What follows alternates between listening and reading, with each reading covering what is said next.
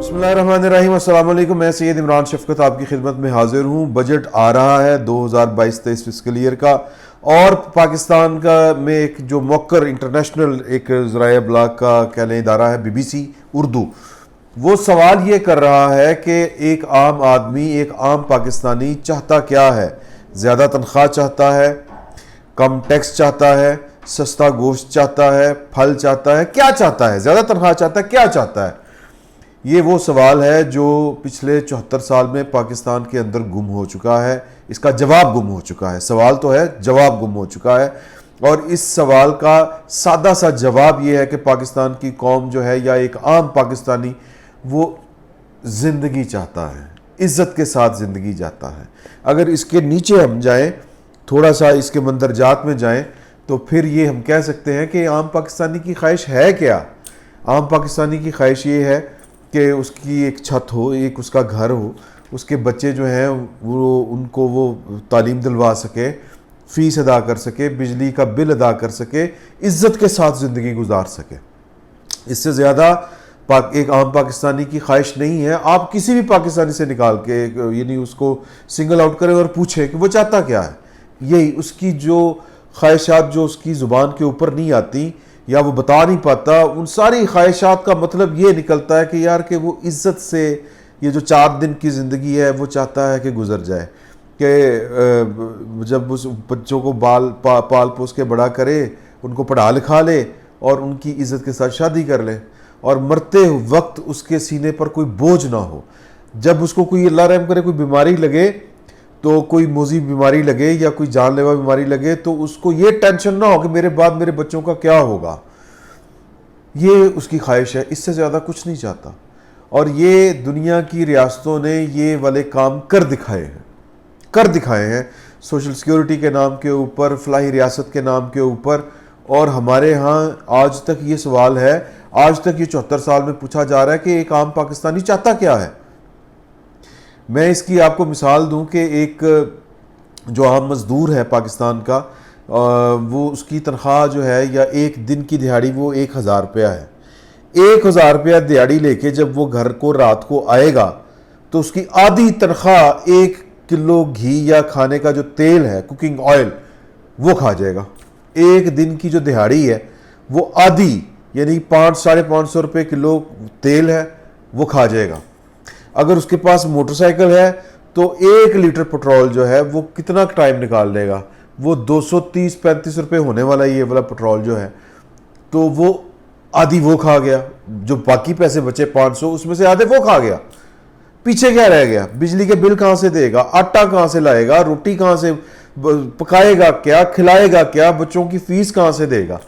یہ وہ صورتحال ہے جس کا ادراک پاکستان کے کسی بھی سیاستدان کو نہیں ہو سکتا، کیونکہ پاکستان کا کوئی بھی سیاستدان اس وقت جو پاور میں ہے، یا جو پاور میں رہ چکا ہے، یا جو پاور میں آنے کا ایلیجبل ہے، جس کے بارے میں آپ گمان کر سکتے ہیں کہ یار یہ نہیں تو یہ آ جائے گا اقتدار میں، ان سب میں سے کسی کا یہ مسئلہ نہیں ہے۔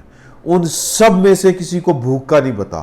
ان سب میں سے کسی کو شارٹ آف فنڈز جس کو کہتے ہیں، کہ ایک بجلی کا بل دے دیا تو روٹی کہاں سے آئے گی، اس طرح کے مسائل ان کے ہیں ہی نہیں۔ ان کے مسائل یہ ہیں ہی نہیں، ان کے مسائل کچھ اور ہیں۔ اور پورے پاکستان کے مسائل جو ہیں جن کے اوپر غلبہ ہے پاکستان کا، وہ کیا ہیں؟ اور عمران خان کو گرفتار کیسے کرنا ہے؟ وزیر داخلہ صاحب کہہ رہے ہیں کہ میرا تو ردہ پکا ہے کہ میں جناب عمران خان صاحب کو گرفتار کروں گا۔ یا پاکستان کے جو کہہ لیں کہ مالکان ہیں، ان کے کیا ارادے ہیں کہ جی کہ عمران خان کو اقتدار سے کیوں نکالا گیا ہے، ہماری روزی روٹی بند ہو جائے گی۔ مطلب یہ ہمارے مسائل ہیں۔ پاکستان یا ہندوستان جو ایک مشترکہ ہے نا جی، جو ٹیریٹری تھی، اس میں آج سے 646 سال پہلے ایک حکمران تھا جس کا نام تھا علاؤالدین خلجی۔ اس نے 646 سال پہلے جو میکنزم بنا دیا تھا عام آدمی کو مد نظر رکھتے ہوئے، پاکستان بالخصوص اپنے 75 سال میں ایک دن کے لیے اس میکنزم کو فالو نہیں کر سکا۔ اس نے نرخ مقرر کر دیے تھے، منڈیوں میں نرخ مقرر کر دیے تھے کہ یہ نہیں ہو سکتا کہ ایک دکاندار جو ہے وہ گندم بیچ رہا ہو 100 روپے کلو اور دوسرا دکاندار بیچ رہا ہو 101 روپے کلو۔ یہ نہیں ہو سکتا۔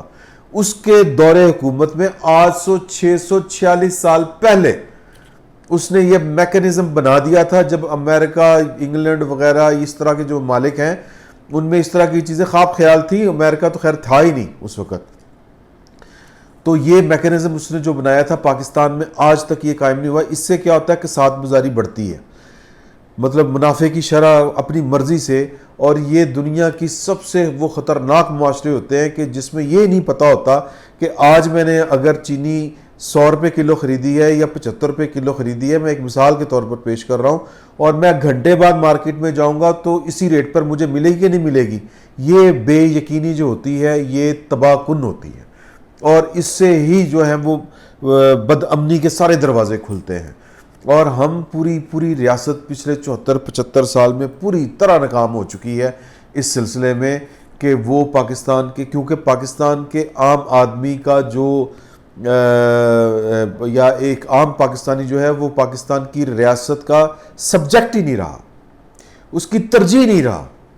یہ باتیں آپ کو بڑی بورنگ لگ رہی ہوں گی اور آپ کو لگ رہا ہوگا کہ یار کہ میں یہ کس طرح کی باتیں آج کر رہا ہوں آپ سے، کہ اچھا بھلا مطلب کوئی عمران خان کی بات سنائیں کہ اس کو کب گرفتار کیا جا رہا ہے، کوئی شہباز شریف صاحب کی بات سنائیں کہ جناب کہ وہ اگلا سٹیپ کیا لینے والے ہیں، پاکستان کی فوج کا کوئی تذکرہ کرے کہ جنرل قمر جاوید باجوہ صاحب جو ہیں وہ عمران خان صاحب کے اوپر ان کو کتنا غصہ ہے، یا آپ بات کریں کہ نواز شریف صاحب جو ہیں وہ واپس آ رہے ہیں کہ نہیں آ رہے.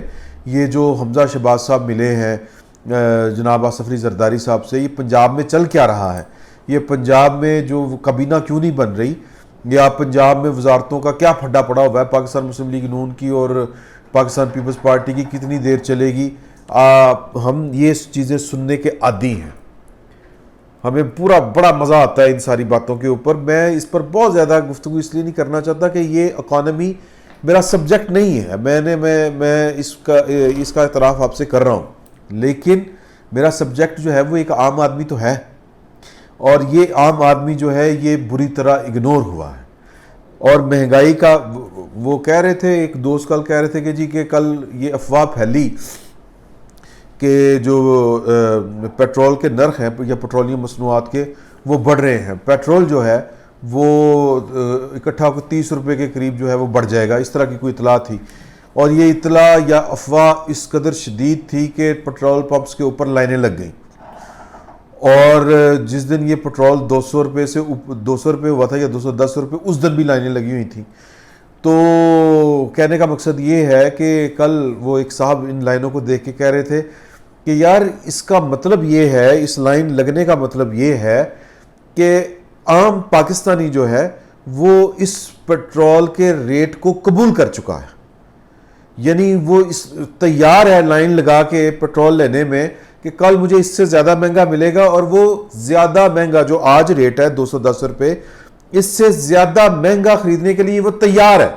کم از کم آج کے دن مجھے پرانے ریٹ پہ مل جائے. یہ احساس زیاں ہے، یہ احساس زیاں ہے.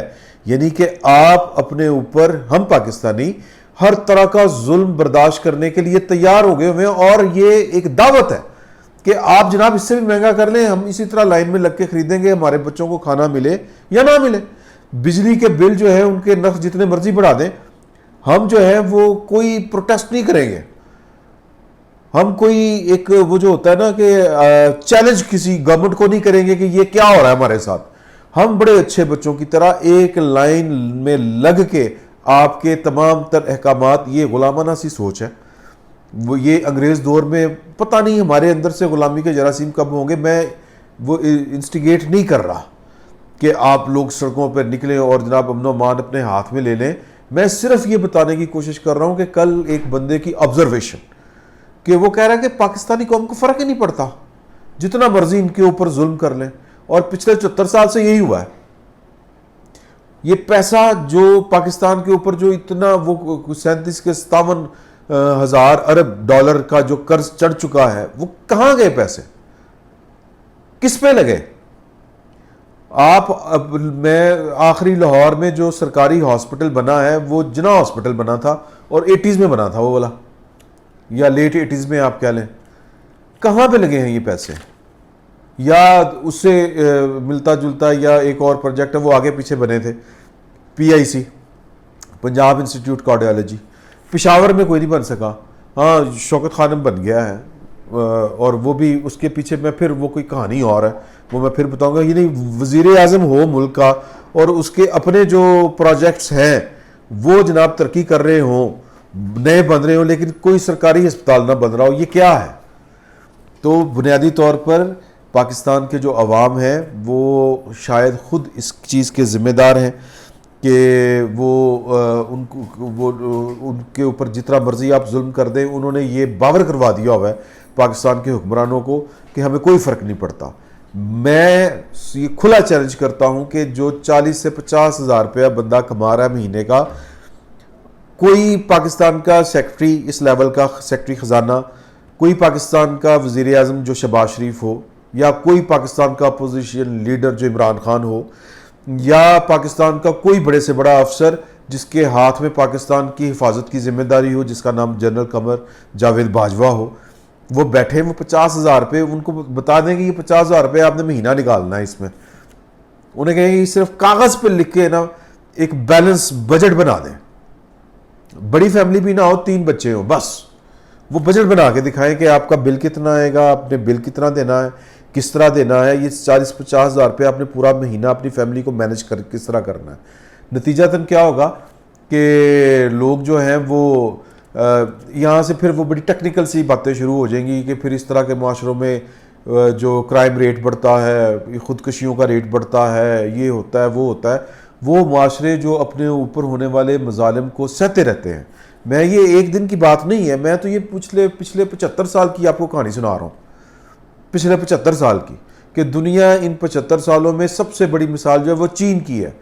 चीन की किसी दौर में जो ग्रोथ रेट है वो पाकिस्तान से नीचे था, किसी दौर में, यानी ये दौर जो कोई ज़्यादा पुराना बात नहीं है, नरसिम्हा राव जो वज़ीर 80s की बात है, जब पाकिस्तान में बेनज़ीर भुट्टो वज़ीर आज़म थी, जब नवाज शरीफ वज़ीर आज़म हुआ करते थे, उधर नरसिम्हा राव होते थे, उस दौर तक इंडिया के और पाकिस्तान के फॉरेन रिजर्व बराबर थे।